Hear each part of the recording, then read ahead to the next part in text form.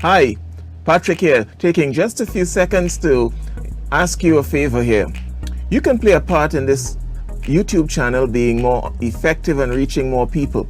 If you have not done so before, hit the red subscribe button and become a subscriber to this channel. It'll mean a lot to me. In addition, there's the like button that you can show some love for this channel by just clicking on like. And finally, I'd love to hear from you, and so you can interact with me in this video by leaving a comment in the comment section below. Thank you so much. Your little input makes a big difference to the effectiveness and outreach of this channel. God bless you.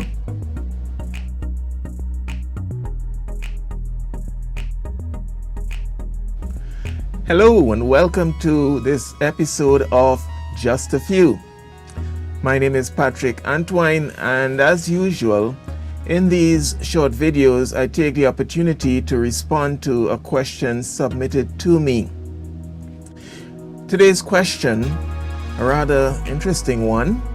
The question is, why was polygamy allowed in the Old Testament and not in the New? To answer a question like this, it is always important that we try to go back to God's original design or intention or purpose for, in this case, the institution of marriage. And for that, we have no less authority than the person of Jesus himself.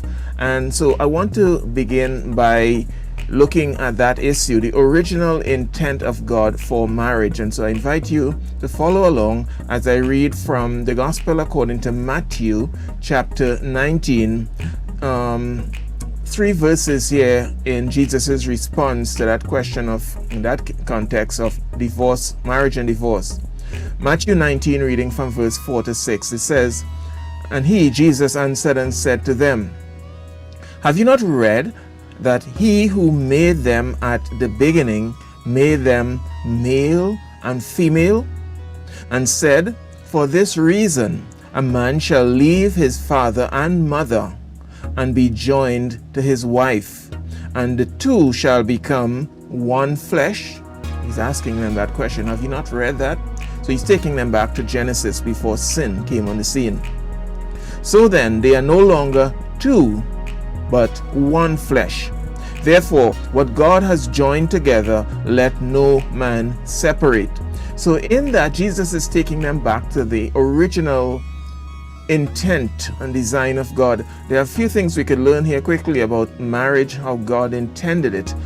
First, the origin. Marriage originated in the heart or the mind of God. It was God's idea, not Adam's, not man's.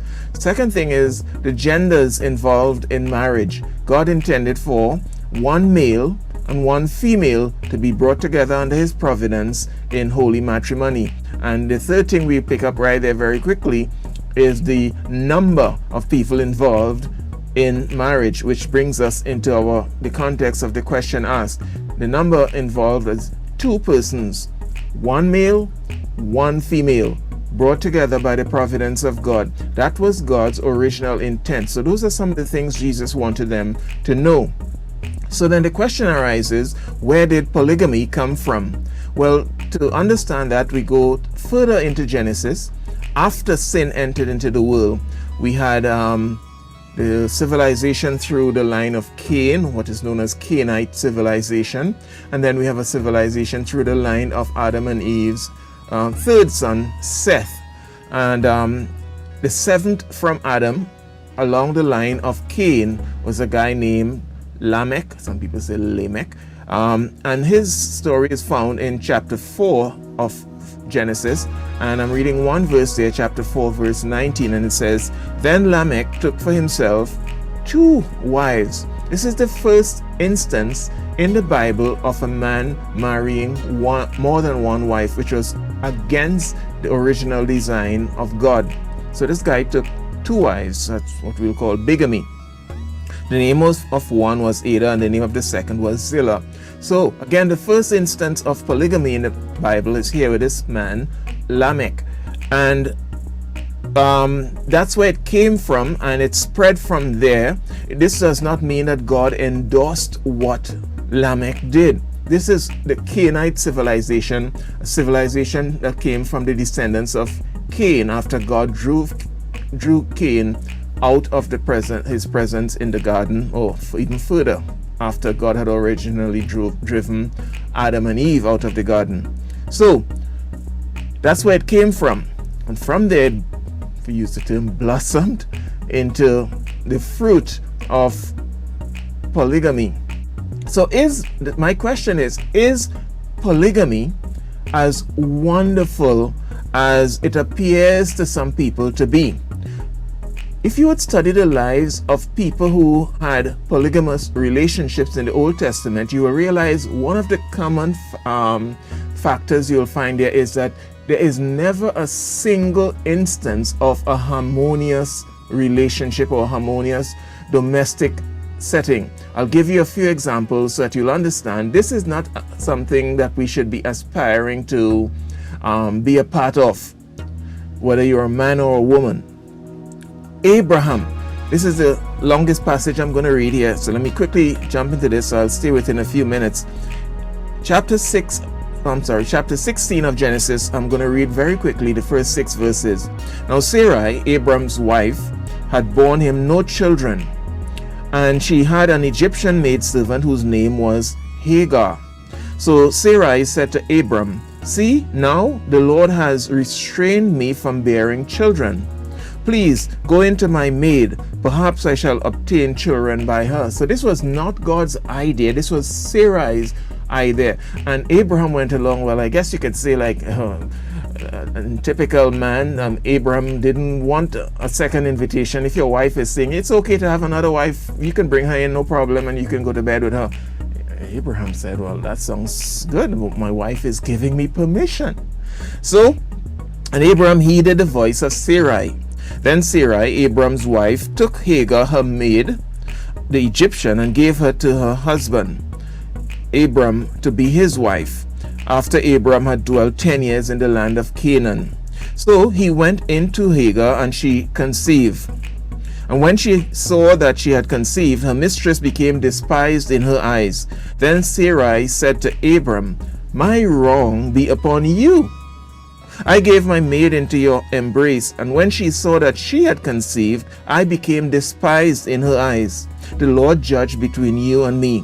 So Abram said to Sarai, "Indeed, your maid is in your hand. Do to her as you please." And when Sarai dealt harshly with her, she fled from her presence. This was not some bed of roses, as we would say. That polygamous relationship brought frustration and confusion into that family. And this is just one of the instances. When you read in Genesis chapter 30 about Jacob, who had 4 wives, 2 wives and 2 concubines, you'll call them, and it was the same thing, and who's trying to have more children than the other, and Rachel is being despised by her sister Leah. It was not as rosy as we would think. And then when you look at the life of King David in 2 Samuel chapter 3, you'll see he had many wives, and David had problems in his family arising out of that. David's son Solomon had multiple wives also, Jewish wives, non-Jewish or Gentile wives also, and the Bible says these women led him astray, away from God. My point is, you could go through the Old Testament, and wherever you see polygamy being practiced, there's always strife, tensions, contention, bitterness, acrimony, jealousy in the home.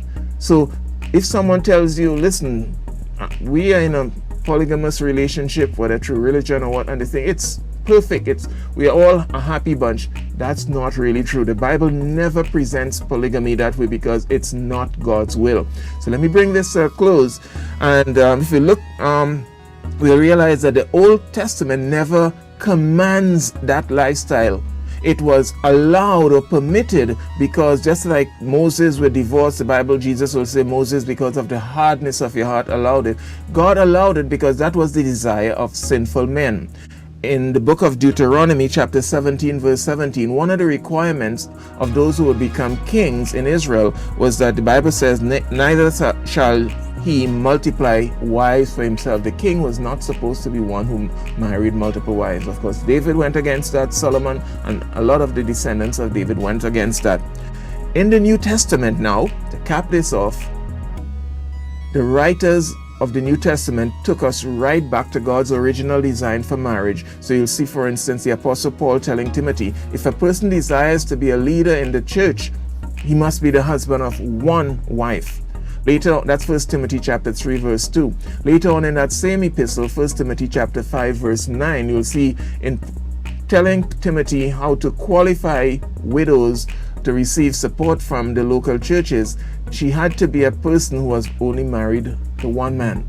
And so the standard in the New Testament is high. It went right back to the origin. And so that's why you don't see polygamy being encouraged among believers in the New Testament. It was not God's original intent. It only brought frustrations to those who entered into that type of relationship. And the New Testament takes us right back to how it was supposed to be in the beginning, where it expects us to be married to one spouse. As long as that person is alive, we remain with that person. And so that's why you don't see it in the New Testament.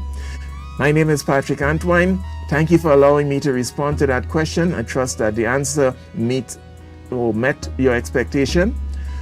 If you have a question and you would like me to respond to it, there's an email address on the screen. Please feel free to send a question, and I'll respond to you as soon as I can via a video if necessary. And hopefully you'll get the answer you're looking for. Until the next time, grace and peace be multiplied to you.